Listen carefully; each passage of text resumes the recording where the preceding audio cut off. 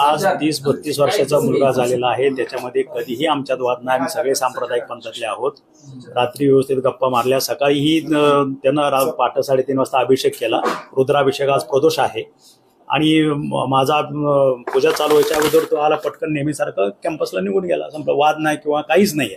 म्हणून मी सांगेल तुम्हाला मगाशी सांगितलं की त्याचे मित्र बरोबर आहेत. किडनॅपिंग असं मला म्हणता येणार नाही. मित्र बरोबर आहेत. पण नेमकं न सांगता विदाऊट एनी कम्युनिकेशन अचानक गेला कसा ह्याच्यासाठी आम्ही वरी होतो. मगाशी तेच बोललो तुम्हाला मी. आताही तेच सांगतोय. आता त्याच्याशी भेटल्यानंतर चर्चा केल्यानंतर नेमकं व्हॉट इज द फॅक्ट किंवा अचानक म्हणजे काय तुमची टूर ठरली किंवा न सांगता टूर ठरली. कारण 8-10 दिवसापूर्वीच तो दुबईला जाऊन आला होता. त्यामुळे सडन ऑफ परत लगेच कसं मग पप्पा रागवतील का किंवा काय असं काय आहे का ते एकदा चर्चा केल्यानंतरच मला कळेल. तुम्हाला मेसेज केला होता जाण्याच्या आधी? नाही. तुम्हाला कसं कळलं की तो गेलाय? तो ड्रायव्हर आला माघारी. दुसरी गाडी घेऊन गेला. त्या ड्रायव्हरकडनं कळलं म्हणून मी आलो. माझ्या थोरल्या मुलाला तो ड्रायव्हरनं सांगितलं की मी यांना घेऊन एअरपोर्टला चाललोय. तो मला सांगितलं. आम्ही दोघं एकाच ठिकाणी होतो. कॉर्पोरेट कात्रजच्या ऑफिसला आम्ही बसलो होतो.